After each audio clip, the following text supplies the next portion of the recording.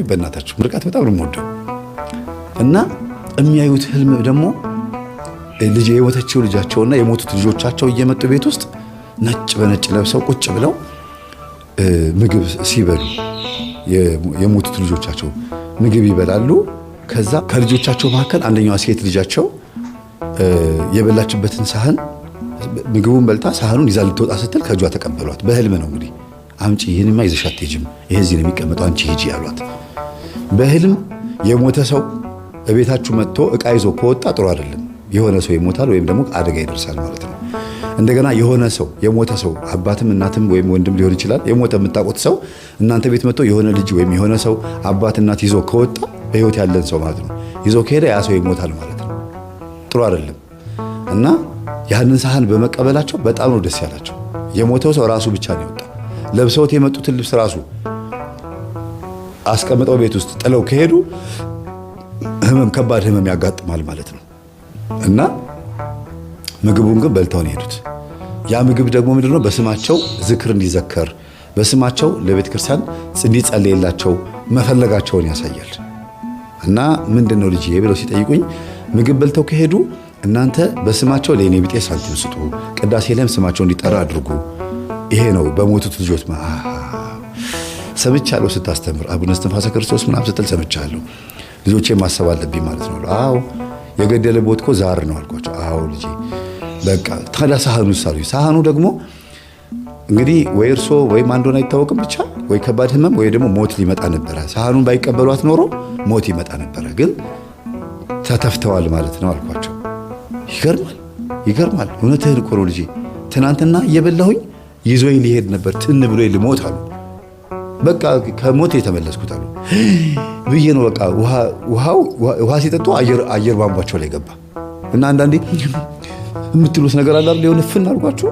በቃ ከሞት የተረፍኩት አሉ እና ያንን ነው በህልማቸው ያዩት። እና ማል ሊሆን እንደሚችል እንግዲህ ያለ ቀናቸው ሊወስዳቸው የነበረ መንፈስ ነበረ። ያንን ደግሞ እግዚአብሔር አስጣላቸው ማለት ነው። በእርግጥ ቆርበዋል፣ ምንም የሚያሰጋቸው ነገር የለም። ግን የልጅ ልጃቸውን ሰርግ ሳያዩ መሞት አይፈልጉም። እና የተፈጠረውን ነገር በሙሉ ደግሞ ወንድምየው ሰምቶ እኔ ጋር ደወለና መምህር እናቴን አስቆረብክልኝ አለኝ። አዎ እኔም እዚህ ከሆኝ ልቆርብ ነው አለኝ። ቆረብ በቃ አልኩት እና ያው መስከረም 1 ቀን ቆረበ። እዛ ውጭ ሀገር መስከረም 1 ቀን ቆረብ አልኩት። ከዛ ደግሞ እንደገና መስገድ መጸለይ ጀምሮ ምናምን አንዲት ሴት ተዋውቃት አዲስ ጓደኛዬ ነች፣ ስላንተ ትምህርት ስነግራት ትምህርትህን ታውቃለች አለኝ። ዋው ይመች በቃ በጣም ደስ ይላል አልኩት። ተዋወቅኳት። መምህርዬ እኔ ስፈልግ ያላገኘው አሁን ቅርብ ጊዜ ያወቀህ ሰውዬ በዚህ 6 ወር 5 ወር ውስጥ ያወቀህ ሰውዬ ያስተዋውቀን አለችኝ። እኔ እኮ 4 ዓመቴ ነው ሳቅህ አለችኝ። በቃ ተገናኘን፣ ምን ችግር የለውም፣ ይሄ ልጅ ተንከባከቢው፣ ታሪኩ እንደዚህ ነው ምናምን ብዬ ስነግራት አውቃለሁ፣ ሁሉ ነገር አውቃለሁ አለችኝ። እንደው በማርያም መታችሁ እዚህ እንጦጦ ማርያም ነው የምትጋቡት አልኳት። እንዴት እንደዛ አልክ አለችኝ። አይ እናቱ ስለሱ ነግረውኛል፣ እዚህ አዲስ አበባ እያለ እንጦጦ ማርያም ሄዶ ሳይሳለም በሳምንት 1 ቀን ሳይሳለም አይውልም ብለውኛል አልኳት። አንተ እንጦጦ ማርያም ትሳለም ነበር እንዴ አለችው። እዛው እየሰማሁኝ ጆሮዬ ላይ አዎ አላት። መምህር ተስፋዬ የምትጋቡት እንጦጦ ማርያም ነው እያለኝ ነው አለችው። መምህር እያመሰግናለሁ፣ እረስቼው ምንም አላሰብኩበትም ነበረ፣ በቃ እንዲያው መጥቻ አገባታለሁ አለኝ። አሁን ሊመጣ ነው እንግዲህ ህዳር ጽጌ ጾም ካለፈ በኋላ መጥቻ አገባታለሁ እያለኝ ነው። አይገርምም? እና አንዳንድ ጊዜ የሆነ መንፈስ ሲያዝ ቤት ውስጥ እናት ላይ ያለ መንፈስ ወይም ደግሞ የሆነ ሰው ላይ ያለ መንፈስ ሲያዝ ሁሉም እድለኛ ይሆናል፣ ሁሉም የተስተካከለ ነገር ይሆናል። ለምን አንዱ ነው በቃ። ለዚህ ነው እናቶች እባካችሁ የባለፈው 127ኛ ገጠመኝ ላይ እናቶች አባቶች እባካችሁ ንስሐ ግቡ ብዬ ጽፌያለሁ። አልከሰር አይታችሁታል። ወድጄ አይደለም በምክንያት ነው ይሄን የምለው። የእናትና የአባት ንስሐ መግባት፣ የእነሱ መጠመቅ፣ የእነሱ መስገድ፣ መጾም፣ መጸለይ፣ የእነሱ መቁረብ ለልጆቻቸው ሰላምና ደስታ ነው። ልጆቻቸውም ደግሞ አብረው የሚሰግዱ ከሆነ ነው ታዲያ እንጂ እነሱ ላይ የነበረው መንፈስ ደንብሮ ልጆቹ ላይ ከሄደ ደግሞ ይጎዳቸዋል። ስለዚህ እኩል ነው መሆን ያለበት። አያችሁ ይሄ ልጅ ውጭ ያለው ልጅ ልጅቷ እናትየው እኩል ስለተባበሩ ቤቱ ስኬታማ ሆነ ባንዴ እና በጣም በቃ ደስ የሚሉ ሰዎች ሆኑና እኔ ራሴ ዝም ብዬ ቀኑን ሳስበው የተዋወቅንበትንና ነገሩ የተፈጸመበትን ቀን አሁን ደግሞ ሳስበው በአጭር ጊዜ ውስጥ የተለወጠ ቤተሰብ እንደዚህ ቤተሰብ አላየሁም። ልጅቷ ደግሞ ቶሎ ነው ግልብጥ ያለችላቸው። በአንድ ቀን ሰምታ ለሊቱ ሙሉ ስታዳምጥ አድራ ጠዋት ጸበል ሄዳ በቃ ባንዴ ጸሎት ክፍል ሰራች። መኝታ ክፍሏን አልጋውን አውጥታ ጸሎት ክፍል ሰራች። ለመጀመሪያ ጊዜ ቤታቸው ውስጥ መጸለይ የጀመረችው መኝታ ክፍሏ ውስጥ ነው ልጅቷ። እና በጣም እየተጋች በጣም እየሰገደች ነሐሴ 16 የፍልሰታ የእመቤታችን ፍልሰታ ፍስግ ጊዜ ላይ ማለት ነው የዛር መንፈስ ተያዘላት ማለት የዝሙት መንፈስ ይቅርታል የዝሙት መንፈስ ጮኸ አቃጠለችና ማበጎር ብሎ ጮኸ ቤት ውስጥ። ከዛ እንዲህ ብሎ ይነሱ እሳቸው እንደምንም ብለው ወልቻራቸው ላይ ሄደው እንደምንም ብለው ሄደው ወደ እሷ መኝታ ክፍል ደግሞ መግባት አይችሉም። እንትን ኮሪደሩ ላይ በሩ ላይ እንትን ጣውላ ነገር አለ።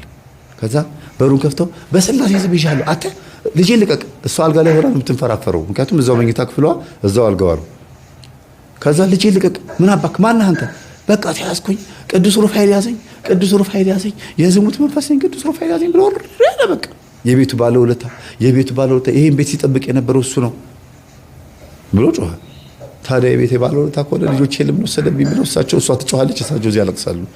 ልጆቼ ለምን ወሰደብኝ ይላሉ እንዴ። ከዛ ወደ ልቧ ስትመለስ እያለቀሱ ነው። ማይ ምን ሆነሻል? አይ ቅዱስ ሩፋኤል አንቺ ጋር ያለውን ሲያንደፋደፋ አይቼ ደስ ብሎኝ ነው። እንደገናም ደግሞ የቤቱ ባለውለታ ነው ሲል የቤቱ ባለውለታ ከሆነማ ልጆቼ ለምን ሞቶብኝ ብዬ ነው። እማዬ እንዴ ልጆቼ ሞቱት ምንም እንኳን በመንፈስ ቢሆንም ልጆችን ግን ገነት አስገብቷቸው ሊሆን ይችላል አይታወቅም። ጸልይ ብላ ልጅቷ ወደ ራሷ ተመልሳ እናትየዋን አባብላ እንደገና መልሳ በዊልቸር እየገፋች ወደ ነበሩበት አስቀምጣቸው እናቷ ገዛው ከአያቷ ጋር ጠቅልል ብላ አንድ ሶፋ ላይ ተኝተው አደሩ። በቃ ለመጀመሪያ ጊዜ አብረው አደሩ እናትና አያት አያትና የልጅ ልጅ ለመጀመሪያ ጊዜ። እና ከእንቅልፏ ስትነሳ እናቴ ማን እንደሆነች ባላስታውሳትም ግን እኔን ከምትመስል ሴት ጋር ሳወራ ነበር አለች። እናትሽ እና ያየሽው ምን አለች? እኔ እንጃ ማውራውን አላስታውስም፣ ብቻ ሳወራት ነው ያደርኩት። ታወራኛለች፣ ተናዳ ተበሳጭታ ነው የምታወራኝ። እናወራለን፣ ጎሬው ግን ምንም ትዝ አይለኝም አለች። በይ ጸልይላት፣ ለኔ ለምንድን ነው የማትጸልይልኝ ያለችሽ ነው። ጸልይላት በቃ አንድ እናትሽን ነፃ የምታወጪው የሞተችውን በምን እንደሆነ የሚታወቀው ስትጸልይላት ነው ብለው ነገሯት። ከዛ 7 ቀን ሱባኤ ገባች። መቼ? አሁን ጾም ቀጥማን ነው መስከረም ከመጣ በኋላ ከመስከረም በኋላ 7 ቀን ቤቷ ውስጥ ሳትወጣ ሱባኤ ገባች። ፍቅረኛዋ መጥቶ እስኪያጣት ድረስ አይ ሱባኤ ገብታ ነው ተው ዝም በላት የእናቷን ነገር ሱባኤ ገብታ ነው ሲባል፣ ከዛ 6ኛው ቀን ላይ ህልም አየች። ጻፈችው። ህልሙን ቴክስት አደረገችልኝ። ሱባኤ ላይ ሆነች ስልክ አትያዢ መምህር፣ ሱባኤ ላይ ነኝ 6ኛ ቀን ነው ስትለኝ ጊዜ ስልክ እንዳትይዢ ስልኩን አስቀምጪ። ሱባኤ ላይ ሆነ ስልክ አይያዝም፣ ጸሎት መጽሐፍና ስግደት ከዛ መተኛት ማንበብ መተኛት እንጂ ስልክ እንዳትይዢ አልኳት። እሺ ብላ ሱባኤዋን ስትጨርስ ህልሙን ስትጨርስ ፈታሁላት። ያየችው ህልም ምንድነው? እናቷ በመርፌ እንትን ልብስ እየሰፋች የተቀደደ ልብሷን እየሰፋችላት የማንን የልጅ ሱባኤ የምትገባው ልጅ እየሰፋችላት። ከዛ ግን እንዲህ አርጋ መርፌው ስትመዘው በዛ በኩል ክሩ ይወጣል። ክሩ መርፌው ክር የለውም እና ከዚህ ተሰፋለች ከዚህ ተረተርባታል። መጨረሻ ላይ እጇን ስትወጋው ብላ ደሟን ብላ እንደዚህ ደሟን ስትመጥ ነው የነቃችው ልጅቷ እናቷ እንደዛ ስትሆን። እና እንደዚህ ነው ያየኋት እናቴን። እኔ ደግሞ ጭጭ ሆኜ ህፃን ሆኜ ነው ያየሁት ጊዜ። አይ በቃ አልሆን ኑሮ አልሆንልሽ ብሏት ወይ ራሷን አጥፍታ ሊሆን ይችላል ወይ ደግሞ የተጎዳችው ተናዳ ተበሳጭታ ሊሆን ይችላል።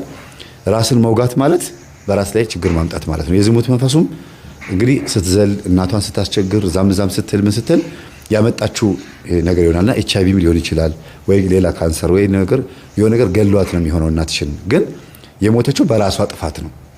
በራሷ ጥፋት ብትሞትም ደግሞ አሁን ደግሞ አልተመቻትም። ስለዚህ ጸልይልኝ እያለችሽ ነው። በዚህ ስትሰፋው በዚህ በኩል ከተቀደደባት ምንም ሳይሆንላት ነው የሞተችው ሳይሳካላት።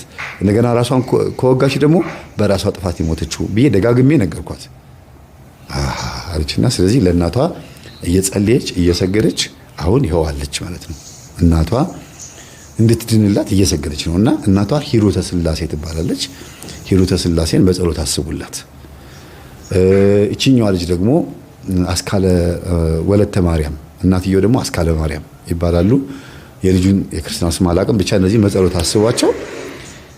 የእግዚአብሔር ስም የተመሰገነ ነው። የዝሙት መንፈስ ከእናት ወደ ልጅ ሲሻገር አያት ቁጭ ብለው ሁለቱንም የዝሙት መንፈስ ዘመን አዩት።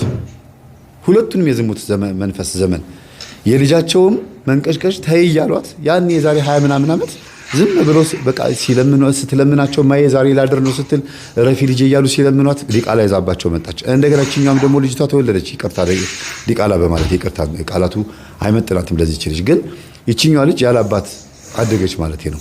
ከዛ ደግሞ ይቺኛው ልጅ ደግሞ አድጋ ራሱን ደገመችው እና በ20 ምናምን በ30 ምናምን ዓመት ውስጥ እናትና ልጅን ተመሳሳይ መንፈስ ሲያጠቃቸውና ተመሳሳይ የሆነ ጥቃት የዝሙት ጥቃት ሲደርስባቸው አዩ እናትየው። እሳቸውም ደግሞ የሰንገላ መንፈስ ያለባቸው እንዴት እንዳደረጋቸው አረቄ ራሱ ያቆሙት የኛን ትምህርት ሰምተው ነው። አረቄ ገና ከመቆረባቸው በፊት እንዴው ስለ አረቄ ስለ ሰንገላ ስትናገር እኮ ሰማሁኝ፣ ገረመኝ አሉ። ውጭ ሀገር እኮ ልጄ እኮ ሲጋራ ያጨስ ነበር፣ መጠጥ ይጠጣል፣ ይሰክራል። በቃ ዝም ብሎ ዱርዬ ሆኖብኛል፣ ግን ይሰራል። ውጭ ሀገር ጥሩ ሰራተኛ ነው፣ ግን ገንዘብ ይልካል፣ ግን በጣም ዱርዬ ሆኖብኝ ነበር። አሁን ይሄን ሲሰማ ያቆማል። አዎ እኔ እነግረዋለሁ አልኳቸው። ወሰንገላ የሚባል መንፈስ ሲጋራ ያስጨሳል፣ መጠጥ ያስጠጣል ማን ብዬ ደጋግሜ ሳስተምርም ሰምቷል። እኔም ስነግረው ደግሞ መምህር በደንብ ሰምቻለሁ፣ አሁን ገብቶኛል፣ ሁሉ ነገር አቆሚያለሁ ነው ያለኝ። ይኸውላችሁ ብዙ ጊዜ የመጽሐፍ ቅዱስ ጥቅስ ብቻ አይደለም የሚጠቅመው፣ መረጃ ማወቅም፣ መረጃና ማስረጃ አንድ ነገር ሚስጥሩን መርምሮ ማወቅም ይጠቅማል።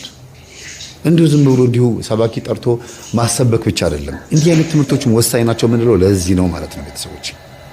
እና እግዚአብሔር ሁላችንንም ይርዳን፣ እግዚአብሔር ሁላችንንም ያግዘን።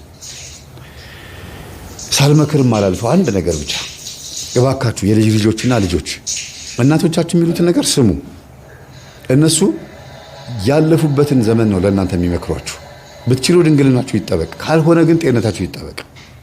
ካለፈ ማለት ነው የድንግልና ጉዳይ። በ14 እና በ15 ዓመት ድንግልና ካለ በጣም ብርቅ ነው በአሁኑ ሰዓት። በእንክብካቤ ልጆቻቸው የሚያሳድጉ እናቶች ካሉ በስተቀር ከባድ ነው።